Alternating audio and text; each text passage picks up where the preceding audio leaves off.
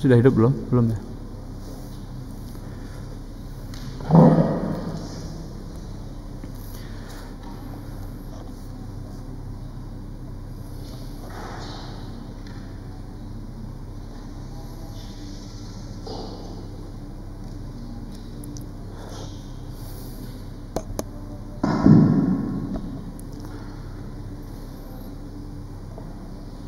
Bismillah. Assalamualaikum warahmatullahi wabarakatuh.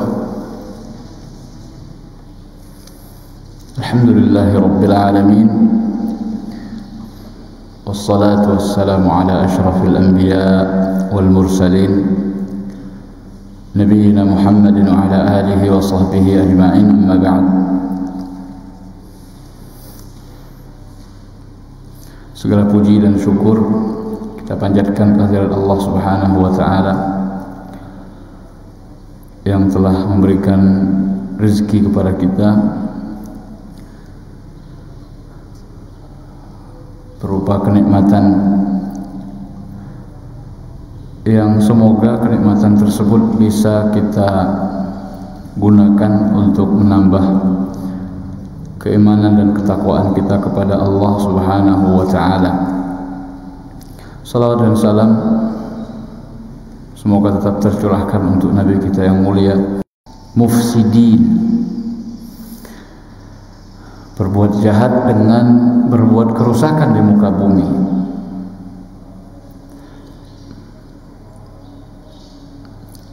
Berarti di sana ada orang jahat tapi tidak sampai merusak. Namun di sana juga ada orang yang sudah berbuat jahat ditambah dengan melakukan pengerusakan.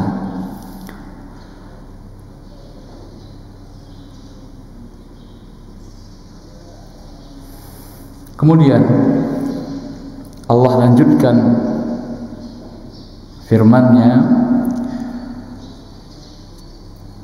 yang sekarang insya Allah akan kita bahas,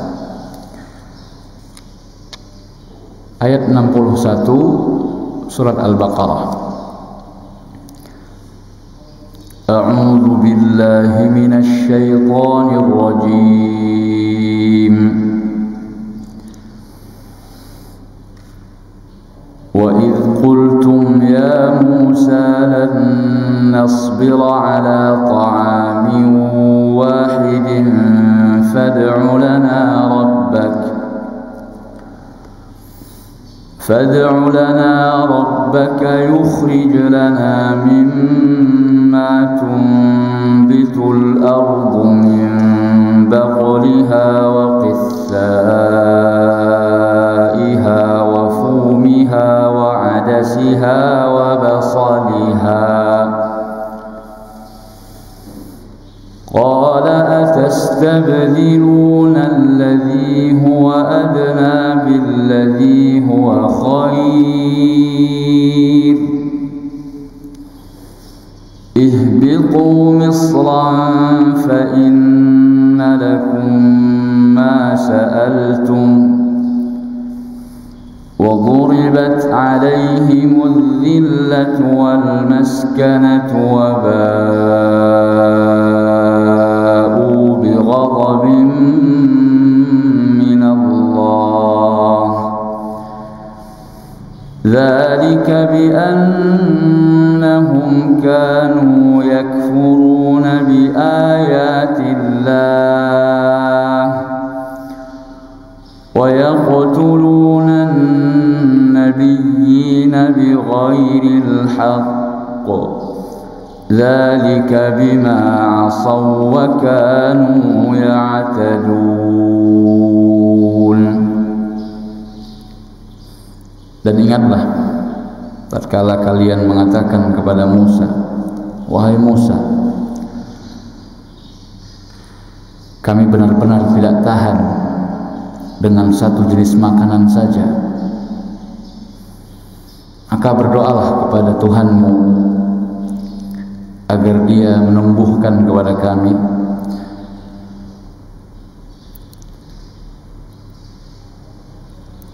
agar Dia mengeluarkan dari bumi berupa sayur mayur dan mentimun dan bawang putih dan kacang adas dan bawang merahnya. Nabi Musa berkata, apakah kalian meminta ganti sesuatu yang jelek terhadap sesuatu yang baik? Silahkan pergi ke kota mana saja, maka kalian pasti akan mendapatkan apa yang kalian minta. Dan ditimpakan kepada mereka kehinaan serta kemiskinan, dan mereka kembali mendapatkan kemurkaan Allah. Yang demikian itu disebabkan karena mereka mengingkari ayat-ayat Allah dan membunuh para nabi tanpa hak. Demikian itu disebabkan karena kebangkangan mereka, pembangkangan mereka, dan mereka melampaui batas. Ya, lagi-lagi Allah Subhanahu wa ta'ala mengingatkan kepada orang-orang Bani Israel ketika ayat ini turun. Wa idh qultu, dan ingatlah tatkala kalian mengatakan. Kalian di sini yaitu Bani Israel yang dulu.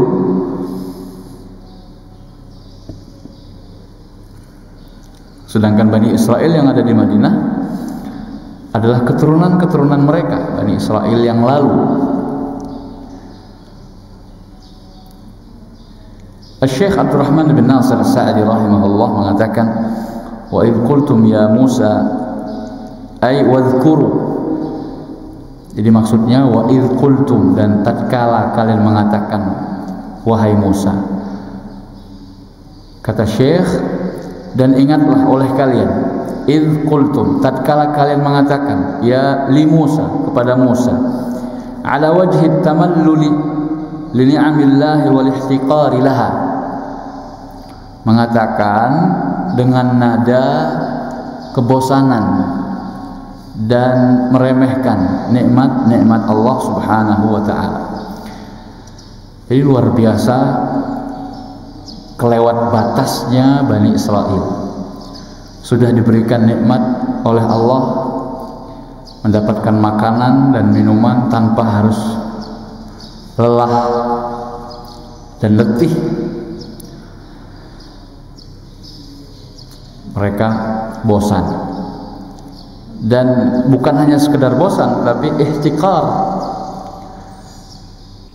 seperti mengecilkan sedikit, cuma satu jenis. Mereka mengatakan lan nasbira ala ta'amin wahid, kami nggak tahan. Jadi as-sabr,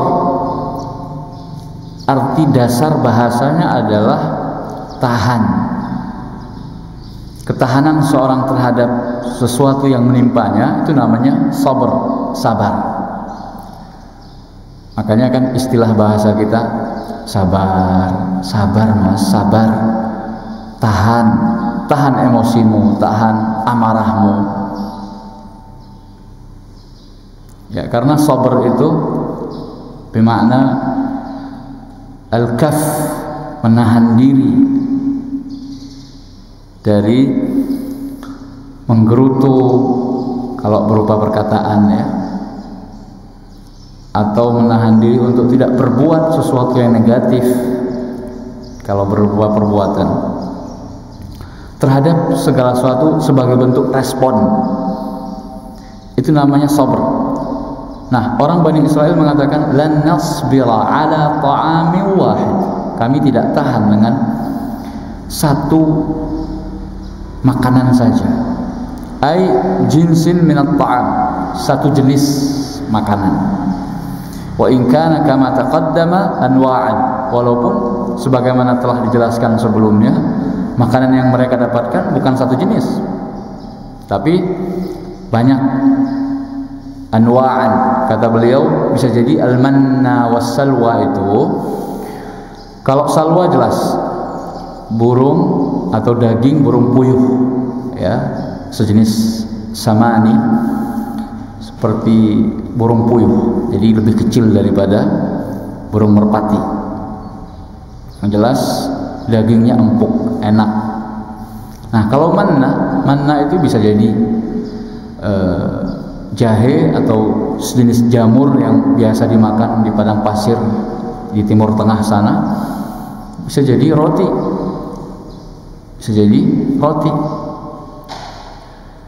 dan sekaligus ada ulama yang menafsirkan juga al-man berdasarkan riwayat-riwayat yang sahih,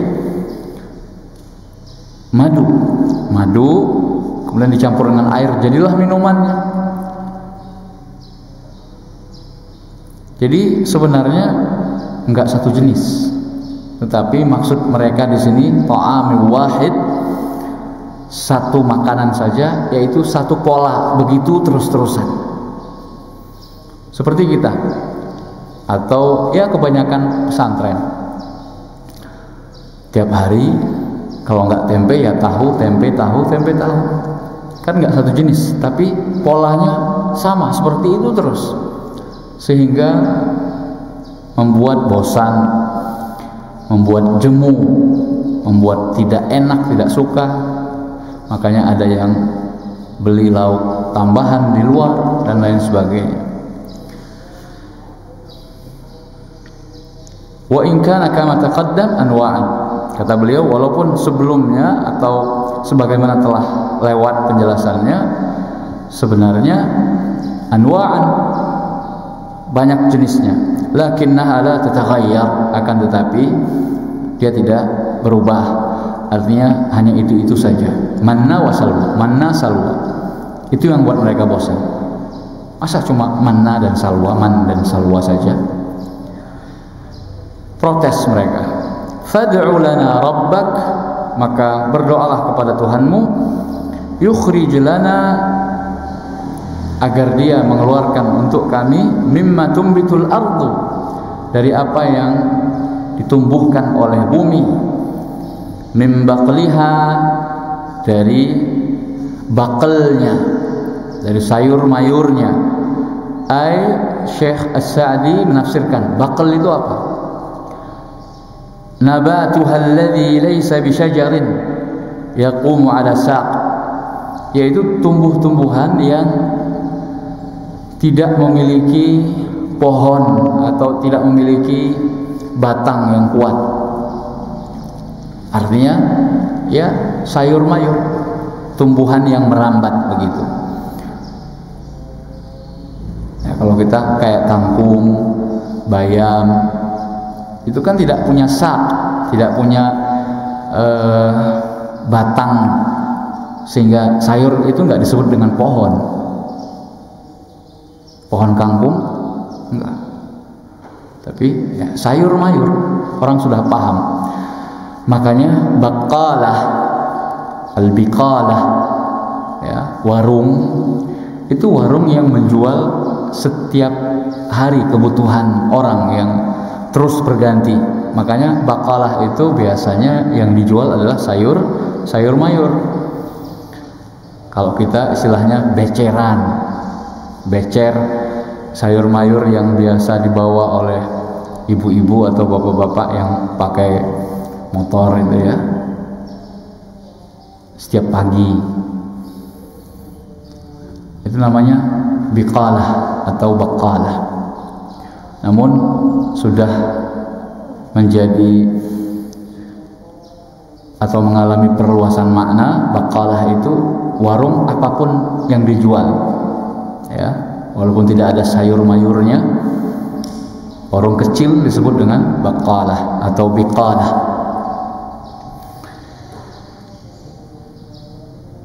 Wa qithaiha, dan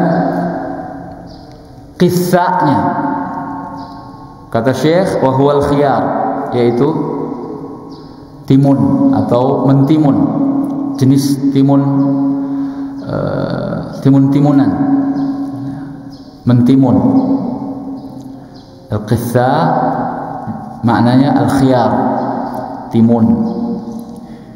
Wa fumiha, dan fumnya, fum itu thum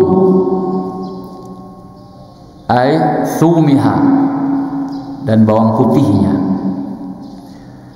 Wa adasiha wa basaliha, wal adas wal basal ma'ruf, kata beliau As-Sa'di, adas dan basal ma'ruf, sudah populer, jadi tidak perlu ditafsirkan lagi. Maksudnya adas itu kacang, kacang-kacangan yang biasa dijadikan sebagai lauk orang-orang Arab dan orang-orang India, Pakistan, Bangladesh itu senang banget kalau sarapan pagi, bahkan setiap menu makan itu pagi, siang, malam ada adasnya. Seakan-akan mereka tidak bisa lepas dari adas. Kacang-kacangan, warnanya kuning, ya dari biji-bijian. Kemudian diolah jadi seperti selai, sehingga ketika makan dengan roti, ya, selainya atau lauknya itu adalah adas itu. Wa basaliha, dan basalnya, basal ma'ruf, bawang merah, basal yang disebut bawang. Jadi kalau disebut basal berarti bawang. Bawang apa? Bawang merah. Tapi kalau untuk bawang putih istilahnya thum atau fum. Ya, itu yang mereka minta. Sesuatu yang kalau dibandingkan dengan manna dan salwa tidak bisa dibandingkan, jauh.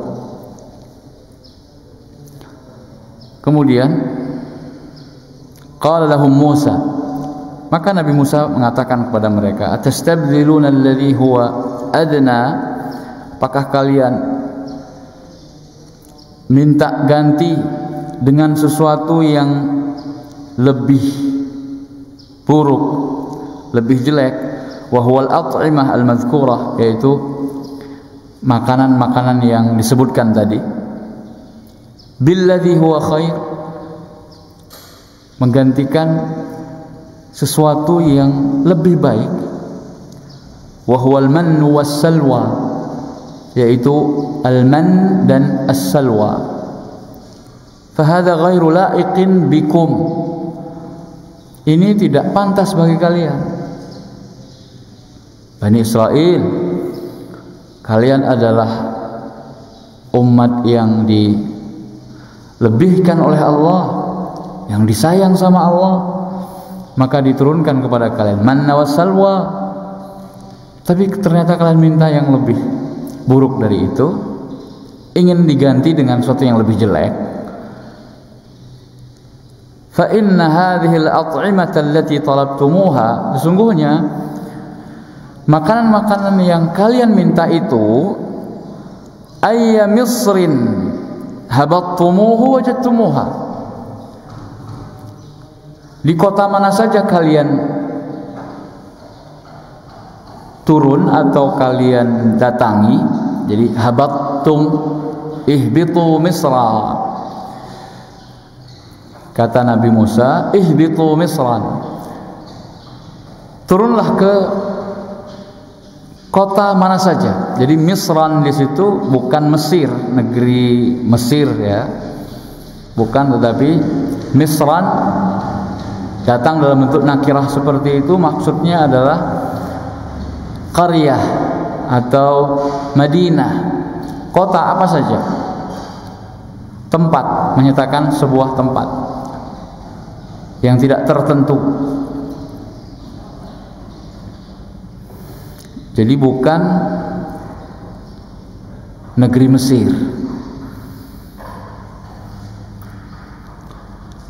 Jadi ayat ini bukan perintah untuk seseorang itu kalau mau cari bawang merah, bawang putih, timun, sayur mayur harus ke Mesir. Tidak, ihbitu Misra. Lah, maksudnya adalah turunlah kalian. Ihbitu, al-hubub itu maknanya turun. Jadi seakan-akan dari desa turun ke kota, turun gunung. Turun ke kota mana saja. Pergilah kalian. Jadi ihbitu maknanya idhabu. Idhabu ila ayyi Misr. Pergilah kalian ke kota mana saja.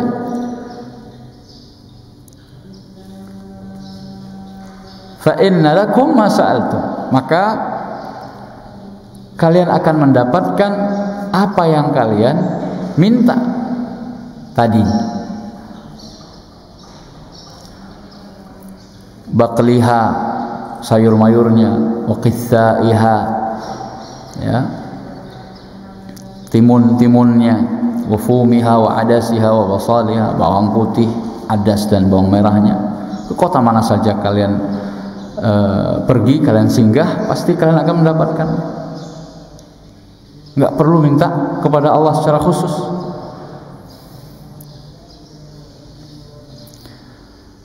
Wa amma ta'amukum alladhi manna Allahu bihi 'alaikum fahuwa khairul at'imah wa ashrafuha. Sedangkan makanan yang Allah anugerahkan buat kalian, yaitu manna dan salwa, itu adalah sebaik-baik makanan dan semulia-mulia makanan.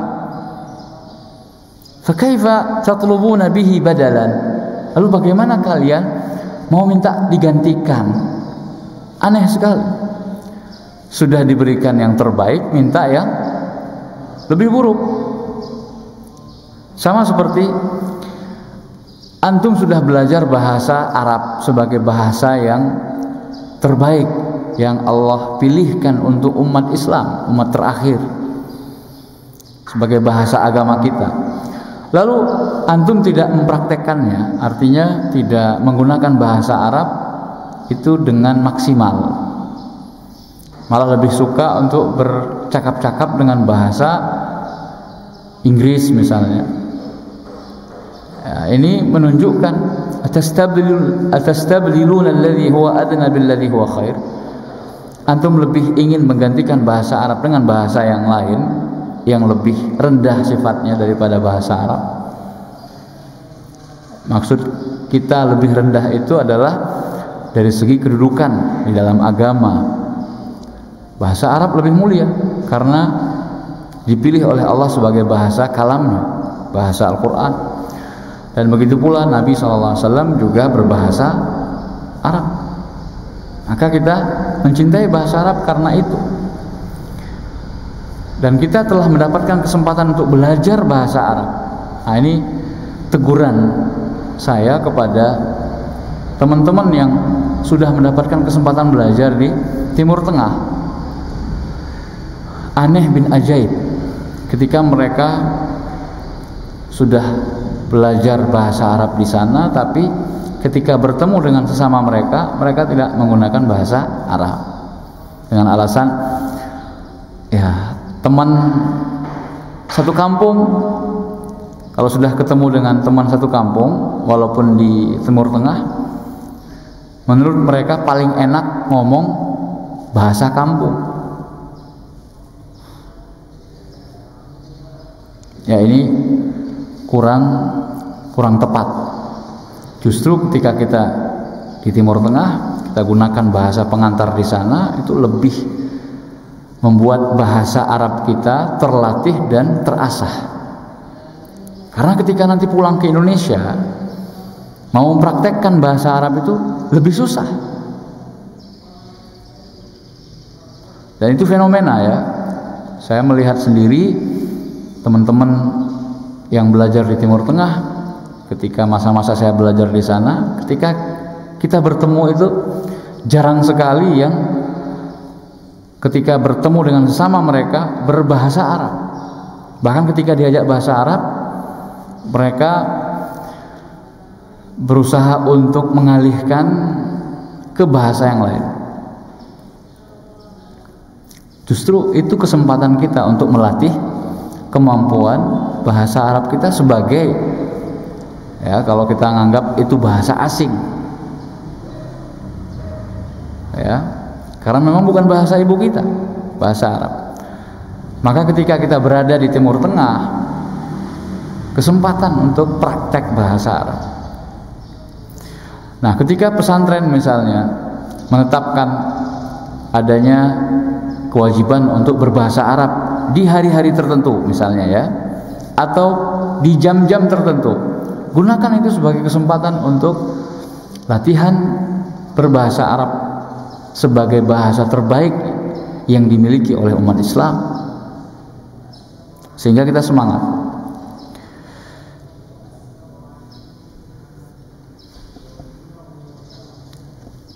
Ya.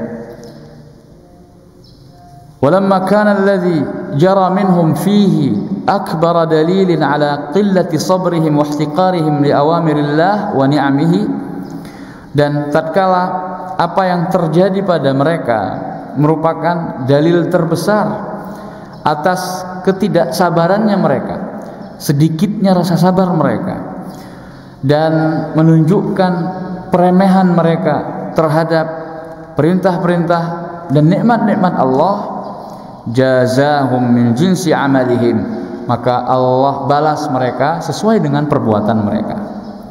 Faqal, Allah Subhanahu wa taala berfirman, wa duribat alaihimudz dzillah, dan ditimpakan kepada mereka kehinaan, dzillah allati tushahadu ala zahiri abdanihim, yang bisa dilihat dari zahir badan mereka, kehinaan kelihatan dari fisik mereka. Wal maskanatu, dan maskanah, kemiskinan. Biqulubihim, kata Syekh di sini maksudnya adalah miskin hati mereka. Falam takun anfusuhum azizah, jiwa-jiwa mereka bukanlah jiwa-jiwa yang azizah, yang memiliki kehormatan. Jadi jiwa-jiwa yang hina. Kenapa? Wala lahum himamun aliyah, karena mereka tidak memiliki himam, yaitu jamak dari himmah, cita-cita yang mulia, cita-cita yang tinggi. Dikasih makanan dari surga manna wa salwa, malah mintanya sesuatu yang lebih rendah dari itu. Bal anfusuhum anfusul mahinah, akan tetapi jiwa mereka adalah jiwa-jiwa yang hina, yang rendah. Wa himamuhum ardaul himam, dan cita-cita mereka sangat-sangat rendah, sangat hina. Ya, hanya untuk kebahagiaan dunia saja, mereka lupa dengan akhirat. Dan ini pelajaran bagi kita, pelajaran bagi kita. Hendaknya seseorang bercita-cita dan berangan-angan untuk bisa menikmati sesuatu yang sudah Allah persiapkan di surga nanti.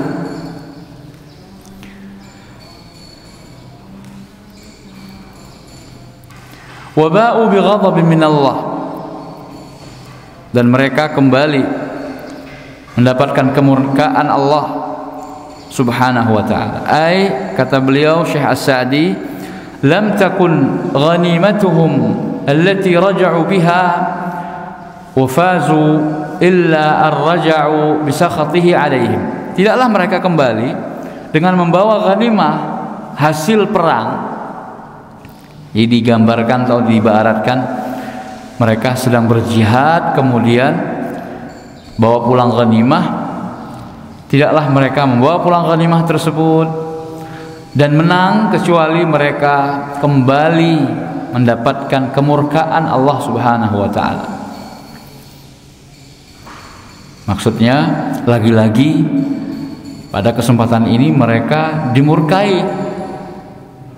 oleh Allah Subhanahu wa ta'ala. Fabi'satil ghanimah ghanimatuhum, seburuk-buruk ghanimah adalah ghanimah mereka. sudah dikasih makanan manna wa salwa yang terbaik, malah mintanya bawang putih, sayur mayur, timun dan sejenisnya yang bisa didapatkan di dunia. Kemana saja kalian pergi, ke kota mana saja kalian singgah, pasti kalian mendapatkan apa yang kalian minta itu.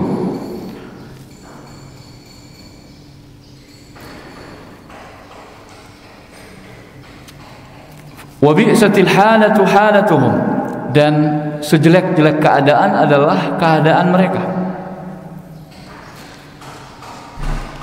Bayangkan dari status sebagai kaum atau umat yang pernah dilebihkan dan diutamakan oleh Allah atas seluruh umat, menjadi kaum terburuk karena dimurkai oleh Allah Subhanahu wa taala.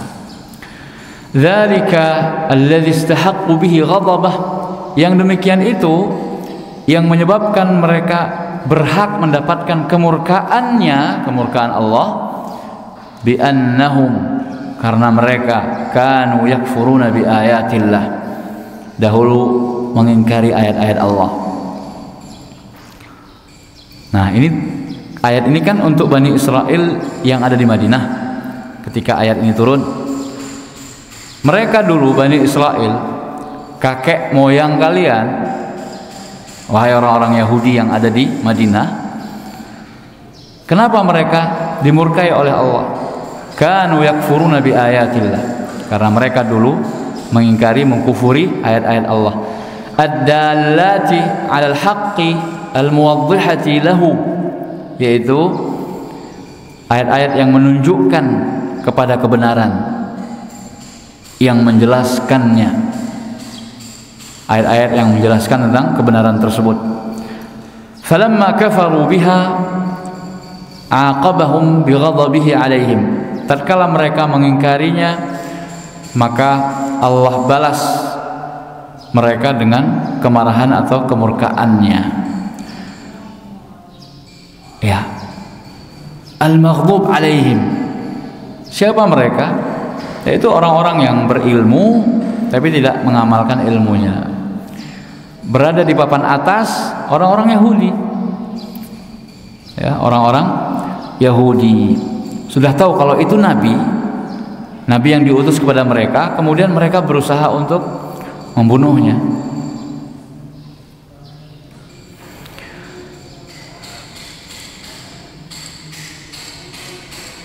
Wa bima kanu yaqtuluna an-nabiyyin bighairil haqq, dan juga karena sebab mereka dulu membunuh para nabi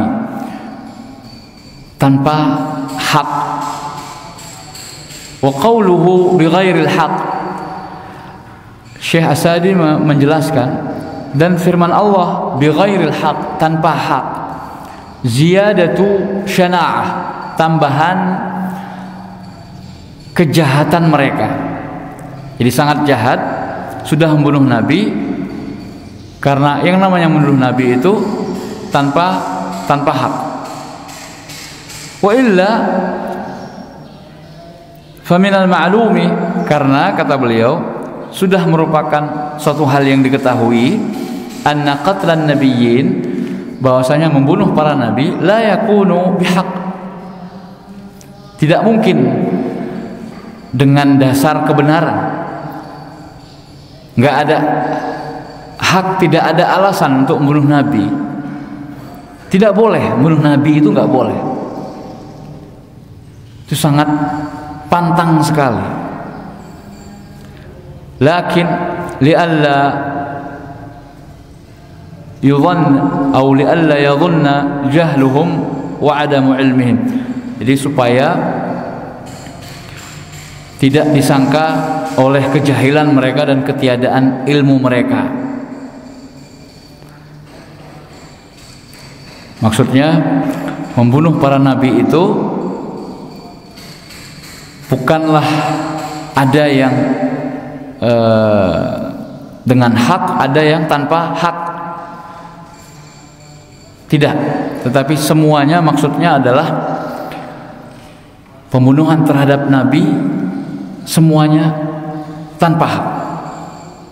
Jadi ini yang disebut dengan sifah kasyifah, yang tidak ada mafhum mukhalafahnya, tetapi dia memberikan tambahan bahwasanya membunuh para nabi itu bighairil haq, hukumnya adalah tanpa hak. Dzalika bima asaw, yang demikian itu disebabkan karena kemaksiatan mereka, bi anirtakabu ma'asi Allah, yaitu mereka melaksanakan kemaksiatan kepada Allah. Wa kanu ya'tadun, dan mereka melampaui batas ala ibadillah, yaitu kepada hamba-hamba Allah. Jadi dzalika bima asaw, al-isyan ini terhadap diri sendiri, maksiat yaitu menzalimi diri mereka sendiri dengan bermaksiat kepada Allah, membangkang perintah Allah, melanggar larangan Allah, ini namanya maksiat. Sedangkan i'tida, ya'tadun, melampaui batas, itu maksudnya terhadap hamba-hamba Allah, dosa yang mereka lakukan terhadap hamba Allah, menzalimi orang lain, memukuli orang lain tanpa hak, merampas harta orang lain tanpa hak. Fa innal ma'asiyah yajurru ba'daha ba'dan, karena yang namanya maksiat itu akan berimbas kepada sebagian yang lain, kemaksiatan yang lain akan mendorong seseorang untuk berbuat maksiat yang lain. Fal ghaflatu yansha'u anha adz-dzambus shaghir. Contoh, beliau memberikan contoh. Kelalaian akan menimbulkan dosa kecil. Lalai dari beristighfar kepada Allah setiap harinya, maka dosanya menumpuk terus walaupun dosanya kecil. Lupa tidak berzikir kepada Allah, dosa kecil. Tsumma yansha'u anha adz-dzambul kabir. Dari dosa kecil ini bisa mendorong seorang untuk berbuat dosa besar. Taruhlah dosa kecil yang ditumpuk setiap hari, apakah suatu saat tidak akan menjadi besar? Bisa jadi dosa kecil yang terus-menerus dibuat, dibiarkan begitu saja, maka akan menjadi dosa yang besar. Tsumma yansha'u anha anwa'ul bid'ah wal kufur. Kemudian dari dosa besar itu bisa memunculkan jenis-jenis kebid'ahan dan kekufuran. Orang yang berbuat bid'ah itu adalah orang yang membuat syariat baru, merasa syariat yang sudah ada kurang, maka ditambah. Inilah yang disebut dengan kebid'ahan. Di dalam syariat tidak dijelaskan dan tidak ada hal tersebut, kemudian dibuat-buat ada. Jadi kan seakan-akan syariat tidak tahu kalau itu baik, maka dibuat oleh orang-orang yang berbuat bid'ah. Ini dosanya lebih besar daripada dosa besar itu sendiri, karena sudah berani mengklaim kalau syariat kurang lengkap, satu opsinya atau kemungkinannya, maka perlu dibuat sesuatu yang baru, yaitu bid'ah tadi. Atau syariat tidak menyampaikannya, sehingga mereka berusaha untuk berijtihad mengeluarkan sesuatu yang mana syariat tidak menyampaikannya. Berarti sudah mengklaim kalau syariat kurang sempurna di dalam penyampaiannya kepada umat, menuduh Nabi SAW tidak menjalankan kerasulannya dengan sempurna. Karena ada hal yang belum disampaikan oleh beliau. Ada suatu ibadah yang belum disampaikan oleh beliau dan sekarang ada. Nah, ini bahaya sekali bid'ah itu. Makanya Imam Syafi'i mengatakan, man istahsan faqad syara'a. Orang yang berbuat istihsan, menganggap baik sebuah perbuatan ibadah yang tidak ada contohnya, tidak ada dalilnya dari syariat, sesungguhnya dia telah membuat syariat baru. Pembuat syariat, padahal dia bukan nabi. Apa itu namanya? Sudah sangat lancang terhadap Nabi SAW, terhadap Allah dan Nabi SAW, sebagai orang yang berhak membuat syariat. Wa ghairu dzalik, dan seterusnya. Fa nas'alullah al-afiyata min kulli bala. Maka kita mohon kepada Allah keselamatan dari segala macam bala. Wa alam annal khitaba, ini beliau mengingatkan, ketahuilah bahwasanya al-khitaba fi hadhil ayat li ummati Bani Israel. Orang yang diajak bicara di dalam ayat-ayat ini adalah untuk umat Bani Israel. Alladzina kanu mawjudina waqta nuzulil Quran, yang mana mereka ada pada waktu turunnya Al-Quran, yaitu Bani Israel yang ada di Madinah. Orang-orang Yahudi yang sengaja tinggal di Madinah untuk menjemput atau menyambut kedatangan Nabi akhir zaman. Itulah jawaban kenapa kok di Madinah ada Yahudi. Karena sebelumnya, sebelum Nabi hijrah, mereka sudah lama tinggal di situ. Kenapa mereka mau rela tinggal di situ? Enggak tinggal di Syam saja. Karena agama yang paling dekat oleh orang-orang Yahudi itu adalah agama Nasara di Syam, yang pada waktu itu di bawah kekuasaan atau Imperium Romawi. Kenapa mereka tidak tinggal di Syam? Sebagaimana ketika diusir oleh Nabi SAW, itu orang-orang Yahudi yang terusir gara-gara mereka tidak menjalankan piagam Madinah, ya, kesepakatan bersama dengan Nabi. Bahkan mereka berusaha untuk mengkhianati Nabi, diusir sama Nabi. Mereka pergi ke utara Madinah, yaitu ke daerah Syam. Karena negeri Syam lah pada waktu itu yang paling memungkinkan mereka untuk bisa tinggal di sana. Nah, kenapa mereka ada yang sebagiannya tinggal di Madinah? Karena dari kitab-kitab suci mereka memberitahu kepada mereka bahwa disinilah tempat hijrahnya sang Nabi yang ditunggu. Maka mereka rela tinggal di Yathrib. Apalagi Yathrib itu menurut orang-orang Arab itu tempat wabah.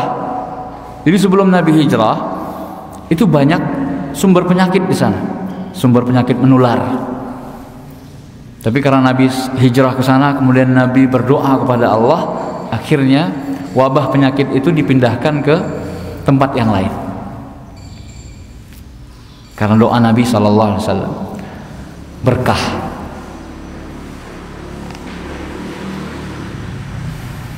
Ya, jadi Yathrib itu bukan kota-kota yang sebenarnya menjadi tujuan atau destinasi orang-orang Arab. Bahkan mereka menganggap itu sumber penyakit. Makanya ketika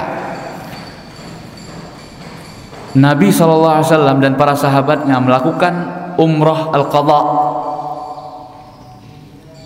umrah yang sebagai ganti dari umrah yang seharusnya dilakukan pada tahun ke-6, namun kemudian adanya perjanjian Hudaybiyah menyebabkan kaum muslimin harus pulang kembali ke Madinah dan baru boleh umrah tahun depannya, yaitu tahun ke-7 Hijriah. Umratul Qadha namanya. Pada waktu itu orang-orang Quraisy sudah berdesas-desus. Paling orang-orang Madinah nggak sanggup ketika melaksanakan tawaf dan sa'i, nanti mereka kelelahan dan kecapean serta nggak kuat karena perjalanan dari Madinah ke Mekah butuhkan waktu yang lama, dan mereka tahu Madinah seperti apa sumber penyakit. Maka kemudian Nabi SAW memerintahkan para sahabatnya untuk melakukan ittiba'. Kain ihramnya bagian yang kanan itu dibuka, bahu yang kanan dibiarkan terbuka, jadi memasukkan sisi tengah kain ihram di ketiak sebelah kanan. Kemudian memerintahkan para sahabatnya untuk melakukan ramal, berlari-lari kecil ketika tawaf di 3 putaran yang pertama. Alasannya waktu itu supaya Nabi SAW menunjukkan kepada orang-orang Quraisy, kami sehat walafiat. Nggak benar tuduhan kalian kalau Yathrib atau Madinah itu sumber penyakit. Buktinya kami sehat dan kuat. Dan akhirnya menjadi syariat. Ya, setiap kali tawaf umrah dan tawaf kudum di 3 putaran yang pertama itu melakukan ramal, berlari-lari kecil.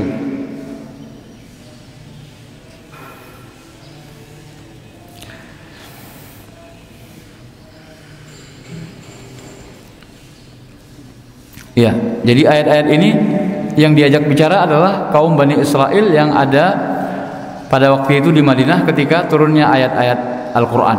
Wa hadhil af'al al-madhkurah khutibu biha wa hiya fi'lu aslafihim. Dan perbuatan-perbuatan yang disebutkan di dalam ayat-ayat tersebut dan mereka yang diajak bicara, padahal ini adalah perbuatan pendahulu mereka, Bani Israel. Jadi bukan Bani Israel yang sekarang waktu turunnya ayat Al-Quran, perbuatan kakek moyang mereka, Bani Israel. Wa nusibat lahum, namun disandarkan kepada mereka, pada yang diajak bicara, lifawaida adidah, karena di sana ada faidah-faidah yang banyak. Minha, diantaranya, annahum kanu yatamaddahuna wa yuzakkuna anfusahum, karena mereka orang-orang Bani Israel yang ada di Madinah pada waktu itu memuji dan mentazkiyah diri mereka sendiri. Mereka menganggap kamilah umat yang terbaik. Wa yaz'umuna fadlahum ala Muhammadin wa man amana bih, dan mereka mengklaim kalau mereka lebih utama daripada Muhammad dan pengikutnya. Di Madinah kan ada Nabi SAW dan para sahabatnya, baik dari Muhajirin maupun Ansar. Nah, orang-orang Yahudi merasa kelompok mereka lebih baik daripada Muhammad dan orang-orang yang beriman bersamanya. Fabayyanallahu min ahwali salafihim, dan Allah menjelaskan dari keadaan pendahulu mereka, orang-orang Bani Israel dulu, allati qad taqarrarat indahum, yang mana telah mereka ketahui. Jadi cerita Bani Israel yang dulu dirubah mukanya jadi kera dan babi, na'udzubillah, gara-gara penduduk yang dekat laut itu melanggar kehormatan hari Sabtu. Dilarang bekerja hari Sabtu, tapi mereka buat tipu muslihat. Hari Jumat pasang perangkap, hari Ahad ambil perangkap, ambil hasil. Sama saja. Kemudian sebagaimana kisah bersama Nabi Musa, ya, mereka minta untuk melihat Allah, maka langsung disambar halilintar. Cerita-cerita dan kisah-kisah itu sampai ke mereka. Mereka tahu itu telah terjadi di masa dahulu oleh kakek-kakek moyang mereka. Qad taqarrarat indahum. Di Diingatkan oleh Allah, ma yubayyinu bihi likulli wahidin minhum annahum laisu min ahli sabr wa makarimil akhlaq, yang menjelaskan, yang mana kisah-kisah tersebut menjelaskan kepada setiap mereka Bani Israel yang ada pada waktu ayat Al-Quran ini turun, bahwasanya mereka bukanlah orang-orang yang memiliki kesabaran dan akhlak yang mulia. Buktinya orang Bani Israel dulu picik, licik dan curang serta culas, berbagai macam sifat jelek ada pada kakek moyang mereka. Diingatkan, wa ma'alil a'mal, dan tidak memiliki amalan yang tinggi. Fa idza kanat hadhihi halat salafihim, kalau seperti ini keadaan pendahulu mereka, ma'annal madhannah annahum aula wa arfa'u halah, walaupun menurut sangkaan mereka lebih tinggi dan lebih bagus keadaannya yang dahulu, mimman ba'dahum, daripada orang setelah mereka. Kan Bani Israel, kalau antum ditanya di antara Bani Israel mana generasi yang paling mulia, tentunya kita jawab yang bersama dengan Nabi Musa. Bani Israel yang bersama Nabi Musa itu lebih baik karena melihat langsung Nabi mereka. Sebagaimana kita ditanya sekarang, umat Islam yang terbaik, generasi umat Islam yang terbaik kapan? Yaitu ketika bersama dengan Nabi mereka, yaitu Nabi Muhammad SAW alias para sahabat. Tentu mereka lebih baik daripada orang-orang setelah mereka. Begitu pula di sini, ya. Fa kaifa dhannu bil mukhatabin.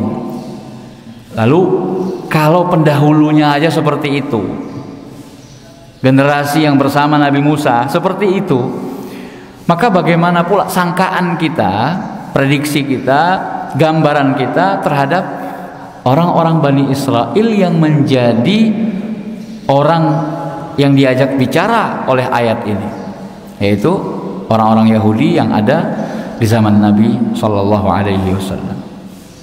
Tentu lebih parah. Wa minha, di antara faidah yang lain, anna ni'matallahi 'alal mutaqaddimin minhum ni'matun wasilatun ilal mutaakhirin. Bahwasanya nikmat yang Allah berikan kepada orang-orang terdahulu dari mereka adalah nikmat yang terus bersambung kepada orang-orang yang belakangan datang. Wan ni'matu 'alal aba ni'matun 'alal abna. Nah, kenapa yang mengerjakan perbuatan-perbuatan jelek itu adalah kakek moyang mereka, tapi mereka yang diingatkan? Ya, karena nikmat kepada kakek-kakek kita dahulu, orang-orang tua kita dahulu, itu juga merupakan nikmat untuk kita sebagai keturunan mereka. Fakhutibu biha, makanya kita diajak bicara dengan perbuatan kakek moyang kita. Li'annaha ni'amun tashmaluhum wa ta'ummuhum, karena itu adalah nikmat yang mereka pun termasuk ke dalamnya. Ya, contoh yang berhasil merebut kemerdekaan negeri kita siapa? Para pahlawan, pejuang, ya kan? Para pendahulu kita kan? Itu nikmat siapa? Nikmat Allah yang Allah berikan kepada mereka dan juga kepada kita yang datang belakangan. Kita sudah menikmati hasil jerih payah para pejuang, para ulama, para kiai dan para santri dulu, yang ketika berjuang merebut kemerdekaan, mengusir penjajahan di muka bumi Indonesia dengan pekik takbir Allahu Akbar. Ingat Bung Tomo. Jadi nikmat yang Allah berikan untuk pendahulu kita itu merupakan nikmat untuk kita. Makanya nikmat-nikmat tersebut diingatkan lagi kepada kita. Wa minha, Dan di antara faedahnya adalah annal khitab lahum bi af'ali ghairihim, bahwasanya yang diajak bicara itu mereka, padahal perbuatan yang dilakukan itu adalah perbuatan sebelum mereka atau selain mereka. Mimma yadullu ala anna al-ummata al-mujtami'ata ala dinin tatakafalu wa tatasa'adu ala masalihiha, menunjukkan bahwasanya umat yang bersatu di atas din, karena din atau agamanya sama, agama Bani Israel misalnya, tatakafalu wa tatasa'ad, saling bantu, saling membantu dan saling mendukung, ala masalihiha, untuk mencapai kemaslahatannya, hatta ka'anna mutaqaddimahum wa mutaakhirahum fi waqtin wahid, sehingga seakan-akan baik pendahulu mereka maupun orang-orang yang terakhir datangnya itu berada di satu masa yang sama. Wa ka'anna al-haditha min ba'dihim hadithun minal jami', bahwasanya seakan-akan peristiwa yang terjadi pada sebagian mereka itu juga seakan-akan terjadi untuk seluruh mereka. Lianna ma ya'maluhu ba'dhum minal khairi ya'udu bi maslahatil jami', karena apa yang diusahakan oleh sebagian umat untuk agamanya maka akan kembali, kalau dia berupa kebaikan maka kembali kepada umat tersebut, untuk seluruh umat. Wa ma ya'maluhu minasyarri ya'udu bi dhararil jami', dan kalau sebagian umat tersebut melakukan sebuah keburukan maka keburukan pun akan dirasakan oleh seluruh umat tadi, walaupun yang melakukannya sebagian. Wa minha, dan ini faedah yang terakhir, anna af'alahum aktsarahum lam yunkirha,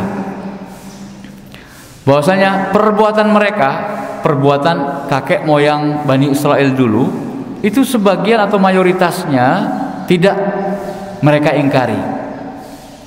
Jadi seakan-akan mereka membenarkan. Warradhi bil ma'siyah syarikun lil 'asi, orang yang ridha terhadap sebuah kemaksiatan, tidak mengingkarinya, berarti dia ikut bersekutu, berserikat, bersekongkol dengan orang yang berbuat maksiat. Ila ghairi dzalika minal hikam, dan hikmah-hikmah yang lain, allati la ya'lamuha illallah, yang tidak diketahui kecuali Allah. Jadi masih banyak sebenarnya hikmah-hikmah dan faidah dari ayat ini, ayat-ayat tentang Bani Israel ini, yang tentunya Allah Subhanahu wa taala yang lebih mengetahui. Namun di sini hanya beberapa, 4 hikmah saja. Kenapa kalau ada orang yang kritis kemudian mempertanyakan kenapa Allah mengajak bicara orang-orang Bani Israel yang ada di Madinah ketika ayat ini turun, padahal itu bukan perbuatan mereka, itu perbuatan nenek moyang mereka, ajdad mereka. Kenapa yang disalahkan adalah orang-orang yang datangnya belakangan? Makanya Allah katakan dalam ayat-ayat ini, wa id qulna dkhulu hadhihi alqarya wa id istasqa Musa wa id qultum ya Musa. Kalian di situ maksudnya adalah kalian Bani Israel, nenek-nenek moyang kalian dulu. Jadi ambillah pelajaran. Jadi walaupun bukan kalian sebagai pelakunya, tapi kalian diingatkan dengan apa yang telah dilakukan oleh orang-orang sebelum kalian. Jangan sampai kalian mendapatkan nasib yang sama. Nah, kira-kira ayat ini ketika ditujukan kepada Bani Israel, Allah pengennya apa? Pengennya Bani Israel mengikuti nenek moyang mereka dalam kesesatan, atau mengikuti Nabi Muhammad SAW? Mengikuti Nabi Muhammad. Berimanlah kalian, kan itu tujuannya. Namun Al-Quran ini hanya bermanfaat untuk orang-orang yang mau mengambil pelajaran. Mudah-mudahan kita semua termasuk orang-orang yang menginginkan pelajaran tersebut dan kita berusaha untuk mengambilnya dan menerapkannya dalam kehidupan kita sehari-hari. Jadikanlah Al-Quran sebagai pedoman kita, jadi penuntun hidup kita. InsyaAllah kita akan sampai kepada tujuan dengan selamat biiznillah. Mari kita tutup pengajian kita dengan membaca doa kafaratul majlis. Subhanakallahumma wa bihamdik, asyhadu an la ilaha illa anta, astaghfiruka wa atubu ilaik. Wa sallallahu ala nabiyyina Muhammad wa ala alihi wa sahbihi ajma'in, wa akhiru da'wana alhamdulillahi rabbil alamin. Assalamualaikum warahmatullahi wabarakatuh.